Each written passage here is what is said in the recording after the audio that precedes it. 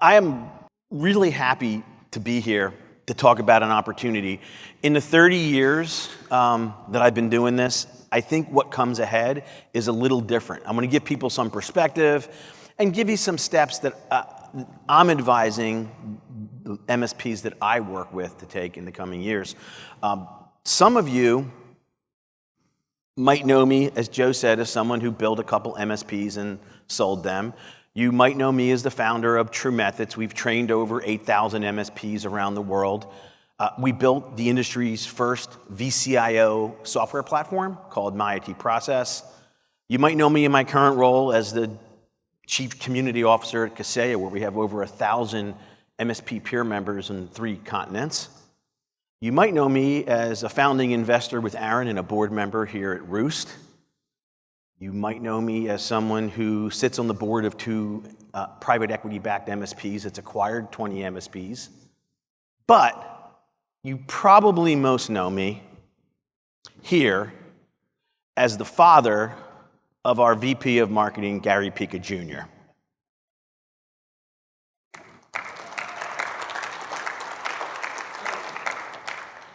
Yeah, I hope that's the role that you most remember me for moving forward. So, I love this industry. I spend all my time in it for 30 years, and I think the world of MSPs. They're some of the best, most hardworking, smartest people who take care of their customers. Man, you're good at a lot of things, but there's 2 things you're not that good at. Can anyone guess what they are? That's one of them, but there's a second one, and that's the one we're going to talk about today. Yeah, it's selling and changing anything, right? We're slow to change. We can look at where we've come from, and some of the changes has been forced upon us by a security landscape, by a pandemic. When we're forced to change, we can do it, but if we're not forced to, we don't.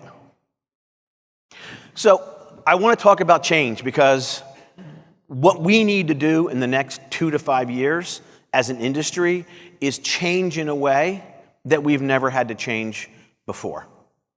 And what I've learned, I'd like to say I'm in the business of helping people become better MSPs, but honestly, in running peer groups for over 15 years, it's really more about human nature and how we change, how hard it is for us to change as people, as companies, as organizations, and we need to be able to understand why it's so hard. I want to start off with a story. When I had my first MSP, we had this engineer who had amazing dental hygiene. I mean, this guy carried a toothbrush and toothpaste in his bag, and after lunch, after a snack, I would see him go into the bathroom and brush his teeth. So I see him one day in the office. He's kind of moping around. So I call him over and I said, "Hey, what's wrong?" He's like, "You're not going to believe it. I went to the dentist. I have a cavity. I told him there had to be some mistake. No one takes better care of their teeth than me." And then he explained to me about brushing your teeth. He says, brushing your teeth is a habit. You either use your right hand or your left. You start on the right side or the left. You take almost the same amount of strokes every time. He said, you brush your teeth a lot, but you miss that spot every time. And I was like, wow, that's fascinating. What did he tell you to do? He said, when I'm done brushing my teeth, to put the toothbrush in the other hand and brush for another minute. And he said, you'll probably get all the spots. I'm like, wow, did you do it? And he said, for a couple of days, but it felt weird, so I stopped. Yeah. Let me give you one more example. If everybody can put their hands up like this. Okay, now I want you to fold your hands. Now, however you folded your hands, I want you to fold them the opposite way. How does that feel? Weird, right? Kind of uncomfortable. It's almost like you're holding somebody else's hand. No, I think one dude is. And you know why that is? Because from the time you were 3 years old, the first time you ever folded your hands, you folded them either right over left and left over right, and you've done it the same way for your entire life. So doing it any other way feels uncomfortable. And that's what we need to understand. We need to be aware that change is uncomfortable.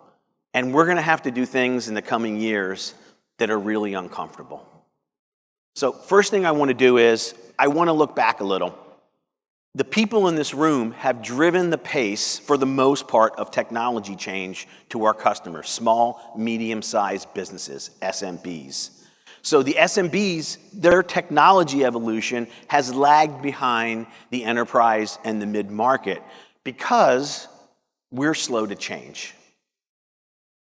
And the penalty for lagging behind hasn't been that great. You don't have to be the most up-to-date MSP. You just probably won't grow as fast. You don't make as much money. But it's never been like an existential threat.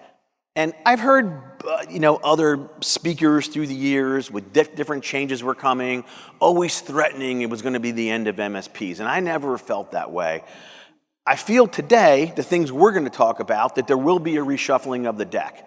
And hopefully you'll see what's different about what's coming than the other changes that I'm going to talk about that we've experienced in the past. So looking ahead, one big change has already started to happen. Our customers are beginning to drive technology innovation, not the MSP. They're telling us, right? They're pushing us to their digital revolution. They understand security in a way that we don't always have to explain it to them. They're starting to ask a lot of MSPs tough questions that maybe they can't answer. And this means it marks a major shift, and everyone in this room over the next 5 years is going to have more risk, but it also means for those who understand it, it's going to be the biggest opportunity that we've ever had in our industry. But here's the thing, the penalty for lagging behind will be much greater. I believe that 20 to 30% of MSPs will not be in the same business that they are today. And I've never said that in the 30 years that I've been standing on stage. This is the first time. I hope you'll understand why when I explain what's different about this change. I want to spend a couple minutes talking about ICE. If you came to my event, SchnizFest, in 2024, I talked about this, but I think it's more applicable today than it was then. How many people here know that at one point, ICE was one of the major industries in the world? That no one knows that? Oh, you did. You knew it? Good job. So this is Frederick Tudor. He's known as the Ice King, and he launched the ice trade in 1806. They harvested ice from New England and Norway, and they shipped it around the world. This industry grew and thrived for over 100 years, over a century. At its height, it employed over 100,000 people just in North America. And it was a very influential business. It really changed a lot of things. It was like a technology of that time. And they had innovation. They went from shipping it on ships with sails to steam. They went from ice harvesting to manufacturing ice. They began to use rail cars. It literally changed the map because people didn't have to live exactly where the food sources were. It really was influential. I mean, like at that time, probably as influential as like the internet became later. But after 100 years of growing and thriving, it all came to an end, and pretty quickly. I'm saying less than a decade, the entire industry was gone because of a disruptive technology, refrigeration. You see, this was a technology that when it first came out, the industry embraced it. They used refrigeration to enhance their business. They were able to ship ice further, more efficiently, with less loss. They embraced the technology. But They made one really grave mistake as an entire industry. They never stopped to ask one simple question. What business are we in? They assumed, because they spent all their time manufacturing, shipping, billing, invoicing, collecting, everybody was touching ice all day. The obvious answer, they thought, is we're in the ice business. It turns out they were never in the ice business. They were in the keeping things cold and fresh business. And if you think about it, if they had looked at it differently, they had such an advantage over the people that came in, like General Electric and Frigidaire, and took their business. They understood manufacturing, they owned the customer base, they owned distribution. It was way more expensive for those startups, and that's what they were at the time. They were startups, to come in and take the industry from them. They said, people will always need ice. Part of that's true. It's just that we don't need it from you. How many people here have an ice manufacturing plant in their kitchen today? Yeah, all of us. I have several of them, right? So it's not that people didn't need ice, they just didn't need ice from them. There's an interesting theory that's called path dependency. A company may persist in the use of a product or practice even if newer, more efficient alternatives are available. Path dependency occurs because it's often easier or more cost-effective to continue along an already set path than to create an entirely new one. And we've watched this happen over and over again. Some other famous examples: Kodak, Blockbuster, BlackBerry, Yahoo. All of them made similar mistakes. They all got affected by innovation that they had access to, but they were stuck in path dependency. And there comes a time when there's no turning back, right? In the case of the ice industry, once it got small enough and cheap enough, there was no catching up. There was nothing they could do about it, and they were gone. So here's some of the key takeaways we can learn from this. One is delayed adoption. The sooner you adopt and embrace whatever the change is in your business model or the change in your customer needs, the better you are. You can have misaligned incentives. In the case of Kodak, they had the technology for a digital camera, but promoting it was in conflict with their cash cow, which was selling film.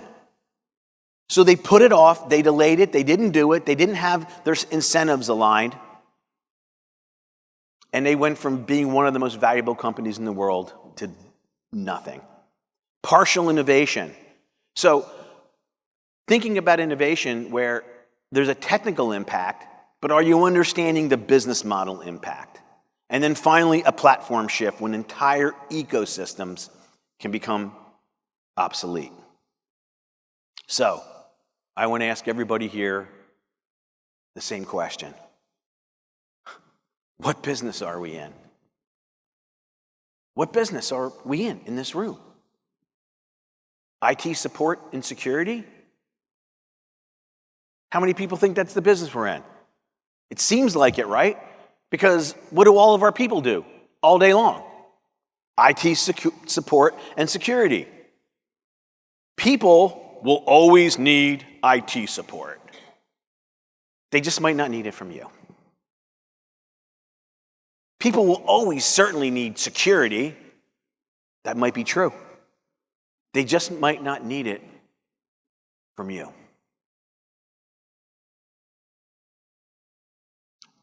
We don't sell ice. This is why people, our customers, have any technology at all. They want to reduce their risk. They want to enhance their productivity. They want to have more profits. They want to grow faster. They want to be more competitive. They want to build their enterprise value. They want these business results, and they pay us because they think it's part of what they need to do in order to get these things. So if I look back, there's been a lot of changes, but a few major changes. We went from a break-and-fix model of billing people hourly to a managed service model, which the major change was we billed people differently, we did more things remotely, we tried to use tools to do more of those things. Then, as the security landscape changed, we all were forced to move from MSPs to whatever you want to call them, MSSPs, security-first MSPs. We had to make these shifts. So from the outside, it looks like a lot has changed. A lot more customers want to do business with us. Our customers are bigger. We charge them more on average per seat than we did. But if you really think about it, through all these changes, a lot of things are the same as the first day that I walked into my first IT company in 1996. The core of our business is support. When I say support, tickets, alerts, projects. You people are still tracking time. That's what we were doing 30 years ago, and we're still doing it today. I remember Arnie Bellini used to say, if it's not in ConnectWise, it didn't happen. I'm pretty sure it did, right? So although we've had some evolutions, we pretty much are teams underneath the covers. The content of the tickets might be different. The kind of alerts we get, the kind of projects we do have changed, but fundamentally, it's the same. We've added a bunch of tools and process, but the core of our delivery has remained the same. That means the majority of our costs are dedicated to that. Our value proposition, our customer relationships, our teams, our focus, our metrics are based on that. This is our ICE. In the coming years, that's going to change. AI and automation will slowly chip away. Now, some of you that are here at Roost, hopefully you're going to get down the line first on this, but this is going to happen. It's going to be built into every software platform. And the poverty line for AI and automation is going to rise. So what do you do when the very core of the business changes? All of those things, the complete way we run our business and what you do and manage every day starts to erode. That has never happened in the past 30 years. Sticking with our ICE theme, I would say a lot of what we spend our time doing, the value to our customers, all of it, is a melting ice cube. At the same time, we see increased tech investment from SMBs in general. They're finally going on their technology journey. We can measure this because they're spending more each year on technology as a percentage of their sales. And this is predicted to continue at least for the next 5 to 7 years. So technology is playing an expanded role in driving the strategic business outcomes for all of our customers. They talk to us differently. They understand as the investment gets bigger that they need to get ROI on this in order to stay competitive. And automation will play the leading role in this transition. All of those customers, sometime this year in their industry, they're going to go to an event just like this, and someone's going to stand up here and tell them how their business model is going to change. Someone will lead SMBs on their automation journey. It will be us or someone else. Like the ICE industry, we have a huge advantage. One, we own the customer base. We already have the customers. For somebody else to come in and provide this journey, they have a much greater CAC, client acquisition cost. It's more expensive for them to come and open up small businesses as clients than it is for us to maintain them. Two, it might not be exact, but the things we need to do are at least adjacent to our skill set, right? Some of them overlap a lot. Other ones are tech adjacent for us to be able to do that. So we have a lot of advantages, But make no mistake about it, and if we look to the enterprise, which is a good place to look because a lot of things start there and come down here to us. Joe mentioned, I think yesterday, Accenture. So the way that the enterprise, and they're further along on their automation journey, they've done it with the consulting companies. So McKinsey, Bain, Accenture have taken them on their journey. They already had those relationships. They had the same advantage. They were already in the customer. So someone else coming in would have had a barrier. It's good that we have this barrier, but it does not, as in our example of the ice industry, it does not guarantee our success. So that means we're going to have to change in ways, and you're going to have to ask your team and eventually your customers, help them to change in ways that you haven't had to before. So I want to spend the rest of the time talking about how you make those changes and what I've learned in seeing MSPs 4 times a year for 15 years through these other changes, the pattern recognition that I have, and some of the common things for success. I want to start with prerequisites for success. 1, you have to have a level of operational maturity. Not necessarily scale. Scale can have its advantages, and there's probably some level of scale that's required. But when I say operational maturity, I mean that everything that you deliver to a customer, you have a dedicated role, process, metrics, outcomes. To me, that's what measures operational maturity. You need to be profitable. So I'm really concerned because about half our industry is probably at or below break even if they took a true owner's salary.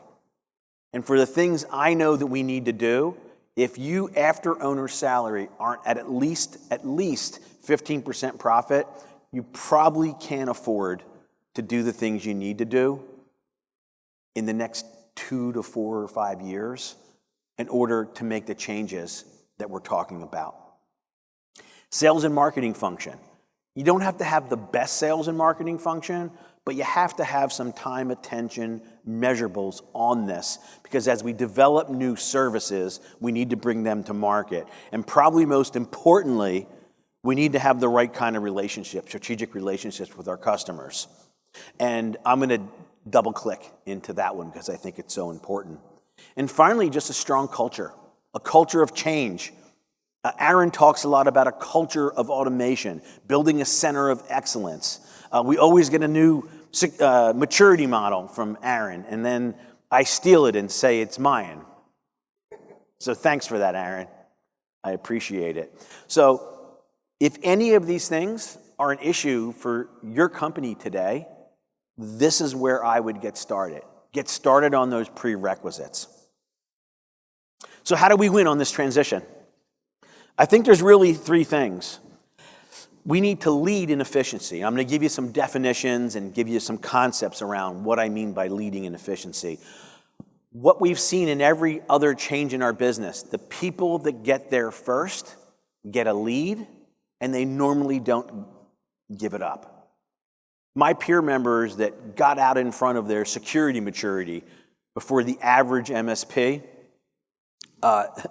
they all went on to build amazing, valuable businesses, and other people never closed that gap. So we want to get out first.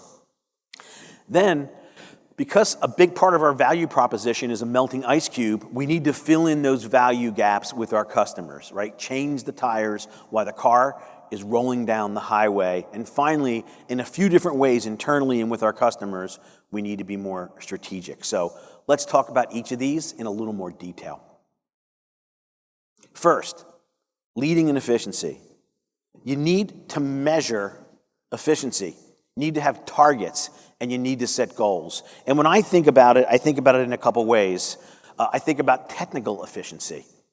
How can we measure that? Well, one way that we can look at it is, at least today we have this unit of measure. I don't know if we'll have it 5 years from now, but you can look at the ratio between the number of people you have and the number of seats you manage. The more efficient you are, you should be able to manage more seats. And you should look at that from I would say at a micro level, we start where most of us start is just with support. So how many seats on average can one support engineer manage? And I'm going to give you some metrics and show you what on that one, what it looks like. Then broaden it to say overall, all technical employees, what's the relationship between the number of technical employees we have and the number of seats we manage? And then zoom out a little further and look at the whole business. So now you got to be efficient, not only in support desk, not only in the other service delivery areas, but in finance, sales, marketing, administration, the entire business you're looking at. And it's not the only measure that you need to look at, but there's one general one, and then underneath that, there's cascading metrics. And I'm going to share, from the support standpoint, I'm going to share some of those. And again, building that culture of automation. The same way with security, it needs to be a lens by which everyone in your business sees it, every communication to your customer. Automation is the same thing, equally as important that you get there. So I know there's a lot on here, but I'm going to take you through step by step. This is some math around support efficiency. So I'm going to start up top with the first section. And you see those numbers on the first line. That is tickets created, tickets per seat per month. Now this is all of your tickets and alerts. And I use two different numbers here. 1 ticket a month per seat and 0.5. So we track these things in our smart numbers for our peer members. And when people come into our program, they're usually somewhere between 1, 1.5, some are higher. And then the really efficient folks that really get dialed in terms of aligning their customers' technology using automation, they can drive that down to as low as 0.2, 0.25. So I picked these in the middle. And the second line is the efficiency of how you close tickets. So I used 5 tickets average per tech. That's everybody, all levels blended together because you pay everybody. And I used 10. And again, these are pretty much what I see. I see anywhere from 4 to 14 as a total average on all tickets and alerts.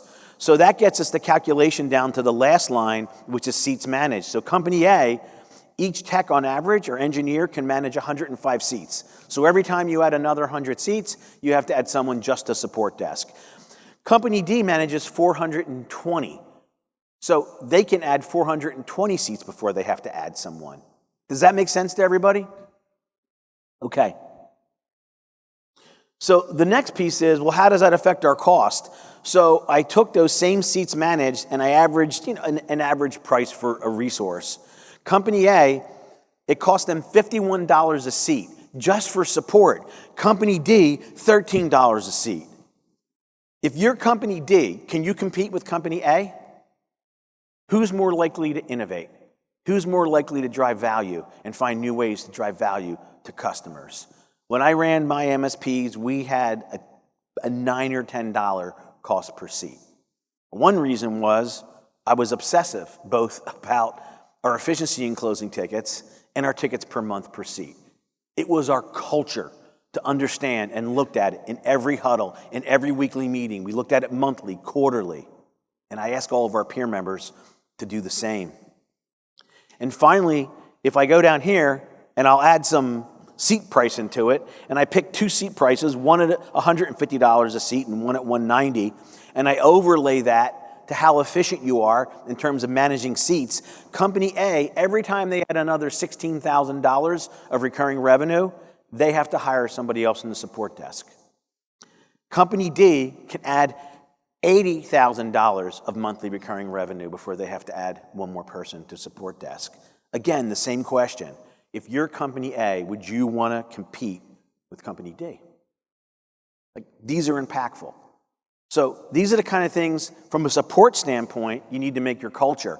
But then you need to go broaden that, and you need to look at every other delivery area and put the same type of metrics around efficiency and the cascading metrics underneath it that drive to that. And everyone, from the leaders all the way down to individual contributors, should understand what their role is and why this is so important to your company, why it's important to your customers. This is not about making more money. This is about us being more efficient, offering better services, and being in a position that we can evolve our business model when other people can't. Company D will evolve. Company A will probably be in the same spot in 6 and 12 months from now. And at some point, when our version of refrigeration we're talking about today gets small enough and cheap enough, it'll be too late. So next, we become more efficient. Now what do? We start to fill in the value gaps as tickets and time diminish. Is anybody else looking forward to a time when we don't have to tell people to update their tickets? Anybody? Yeah, I know. 30 years of it, I think, is enough. Hashtag time is an anchor. So, as that diminishes, we need to develop new services. And this is not a switch that we can flip because we're really early in this process. So it will be a process that we use. We have to change the tires on the car while it's rolling down the highway. BI, AI, and automation are at the center of this SMB transformation. That's the journey that all of our customers will go on in the next 5 years. And again, we will take them on that journey or someone else will. We need to be more strategic.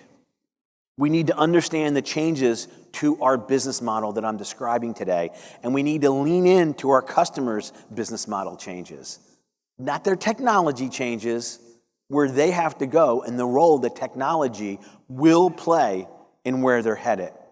So this concept of VCIO becomes way more important, and I want to go a couple levels deeper on that. So, start with some questions. When I bought my second MSP, and I did not work in that MSP because I bought into it when I was building TruMethods. So I only talked to the MSP. I didn't actually run anything in the MSP. But what I did was, the second thing that I did, it wasn't the first thing I did. The first thing I did was I had them open up their support boards to see the horror of how many tickets they had open. But that's another presentation. The second thing I did, I sat down with the two people that were supposedly VCIOs. And I told them to bring their customer list in order of people that paid the most per month to the least. And I had a red pen and a pencil and a highlighter. And I started asking them some questions. One, take me through each customer. Who's your customer? Who's your relationship at that customer? Is it with someone who is involved in setting the strategic direction for the company? Is it someone that's involved with setting the budget for the company? If the answer is no, we're not a VCIO, by definition. How can we make great recommendations about anything with technology if we're not in the loop on those things? What do you know about their business? Not their technology. Tell me everything you know about their business. And I'm going to dive into this one deeper on the next slide as well, because it's the center of this. How do they measure success? What does success look like for the company? And what does success look like for the person that we're working with personally within the business?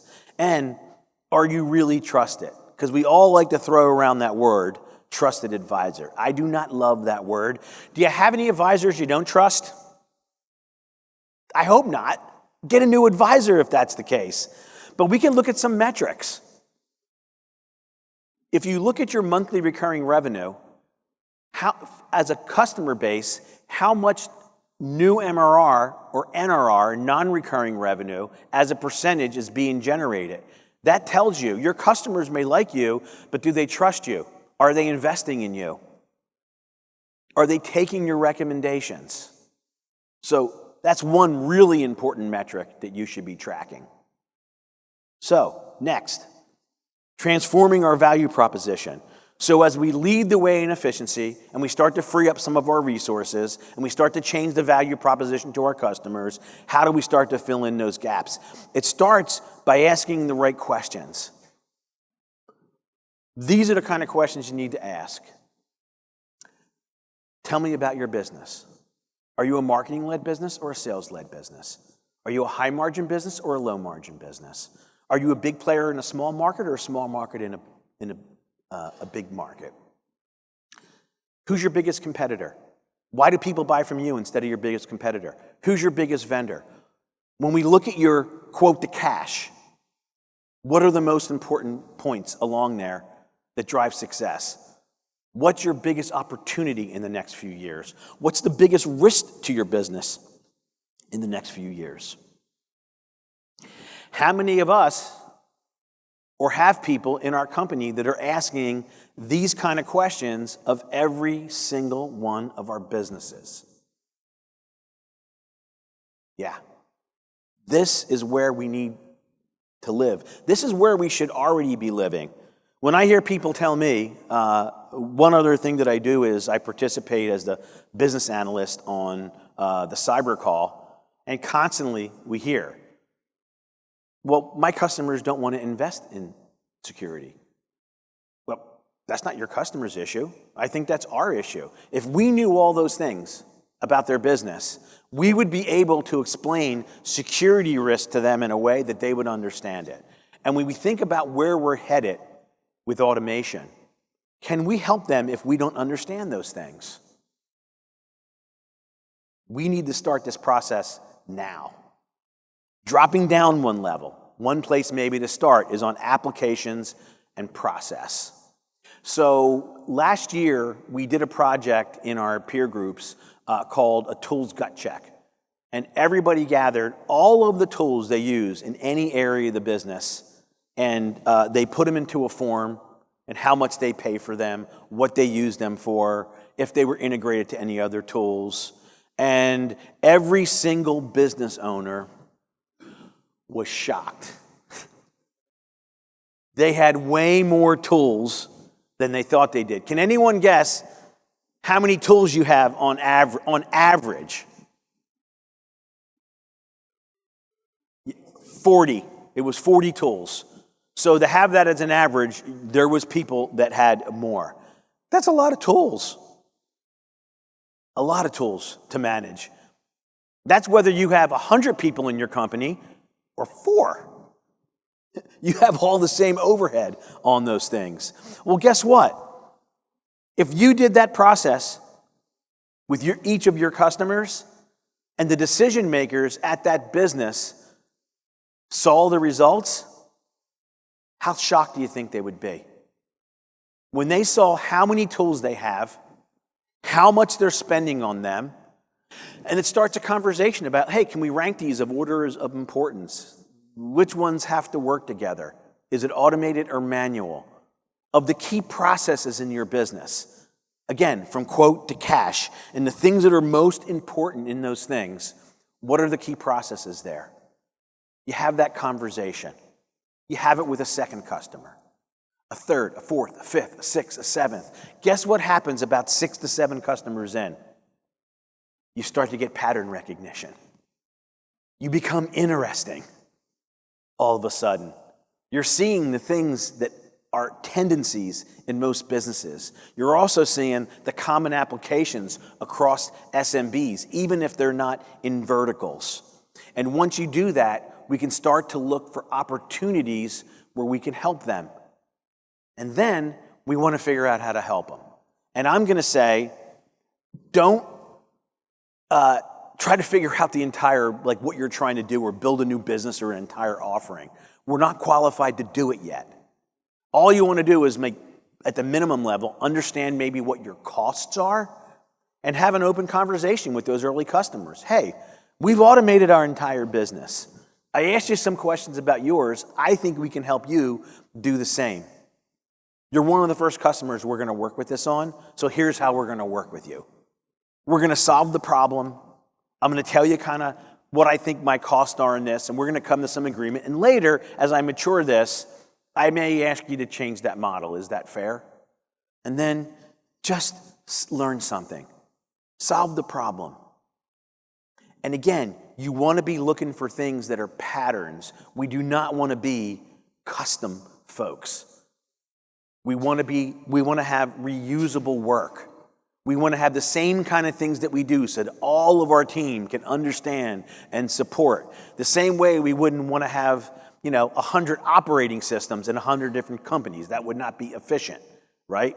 We don't want 30 different backups across our customer base because we need to train all of our people. We need to be able to charge the right price. We need to be able to scale quickly. So we need to find those things that we can use. And think about when this happens.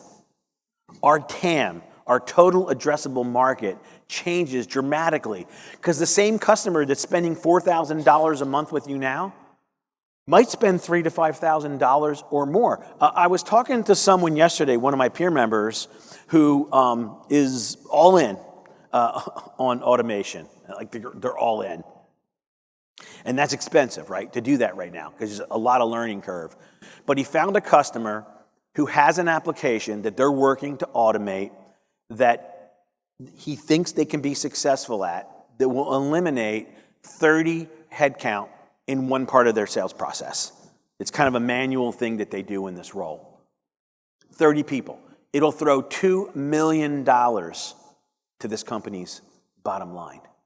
He says, I don't know what to do. I don't know how to price it. I'm like, I don't know. Sit down and talk to him. Can you figure out what your cost will be for this? Maybe ask him if it's fair that you take 10%, 200,000 of it. Tell him to sign a 2 or 3 year deal on it.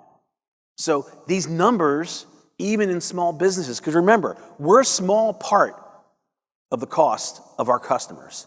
Someone who spends $5,000 or $6,000 a month with you probably has between $1 million and $5 million of costs depending upon the business that they're in. So as a percentage, they pay us very little. When we can start to make this change, we open ourselves up to the things that really drive their revenue and profit. It makes us much more strategic, much more sticky, but most importantly, it makes us more valuable. But don't get stuck trying to figure out the entire thing when you're not qualified to do it, and that's okay. We need to learn as we go. And take a disciplined approach.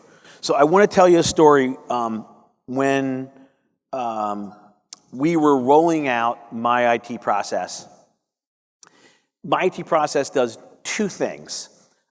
It provides a platform to be able to use industry standards or standards that you develop and align continuously your customers to those standards. And then those findings go over to a VCIO strategic roadmap that you can present and talk to your customers and make recommendations. And it tracks what recommendations you made, what was accepted, what wasn't accepted. So most people, when the reason they bought it is they bought into that concept. Like it made sense to them. But the problem was they were doing some type of a VCIO, or I like to call it VCO, Virtual Captain Obvious. But they often, the alignment part really wasn't a process or a role they had. It was something they had to develop. And again, I'm going to test you if you're listening. What's one of the two things that MSPs are not good at? Changing anything. Exactly. So I would run into a customer and I'm like, hey, how's it going with my IT process? It's been like 6 months. He's like, I'm going to be honest. I'm a little frustrated. We tried to roll this out to our customer base and it's been a lot more work and a lot harder than I thought. I'm like, well, what did you do? He's like, yeah, we just tried to roll it out to everybody. I'm like, you can't do that. I'm like, no wonder it's not working. I'm like, you've been in business for 10 years. You think you're going to roll out a complete process in 1 quarter? When has that ever happened? Here's what I want you to do. I want you to pick a few key standards, the most important ones, and do those reviews this quarter at 4 to 6 customers that you think it makes sense to do it, however your criteria is. I want you to do the reviews. I want you to take the findings, let them roll over to the VCIO. I want them to build the strategic roadmap. I want them to go out and talk to the customers. And then I want you to sit down with your whole team and review the results end to end for those 4 to 6 customers. And after you've done that, based on what you've learned, make a decision to do another chunk of customers. Even if it takes you 3 quarters, you will have it implemented, you will have learned, you will have built an amazing process. And the pushback was, well, yeah, but all of our customers need it now. But you haven't done it for 10 years. I think they're fine for a few more months, and it doesn't work that way. Is everybody with me on this? It's the number one mistake that I see when people are trying to make changes in the business. Jim Collins, in his book, Great by Choice. Anybody read Great by Choice? Oh, if you haven't read Great by Choice, it's probably one of the 5 business books. He also wrote Good to Great. That was good, not great. But he has a lot of great analogies, but one of them he calls bullets and cannonballs. So before in the navies, really early on, before there was all the technology and alignment, they only had so many cannonballs that they could shoot. And they didn't want to waste any of them. And it was hard to line up manually where you had what the trajectory was of the cannonball. So they first would start to use, on top of the cannons, they had a gun, and they would shoot bullets. And they would turn it, crank it up, down, left, right, until the bullets would hit. And once they had the trajectory figured out, then they would put in the cannonball, and they'd be able to make a direct hit. So I look at that same kind of thing, bullets and cannonballs when making changes. So start with a medium-range plan, then break it down into steps and process. Do some of that each month and each quarter that you can be 100% successful with. Then start to have smaller targeted steps, and that way you'll have progress over perfection. So I covered a lot today.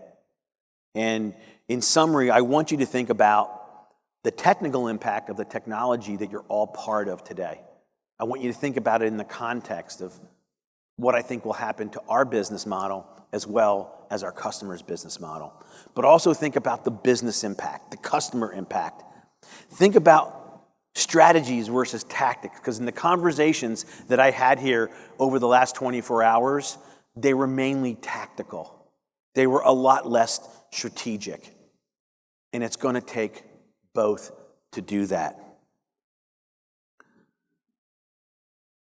Look, I don't think, and I've never said this before about any change, I don't think every MSP is going to fare well in the next 5 to 7 years. But I do think that people that understand the things that I'm talking about today, and if you're in this room, you're already at least have the opportunity to be one of the people that'll be at the top 20, 30% of this industry in this next change. And for those people, it is the gold rush. We are going to be way more valuable to our customers. They're going to spend way more money with us. But we have to ensure that we're the ones who take them on that journey and not someone else. Was this helpful? Thank you.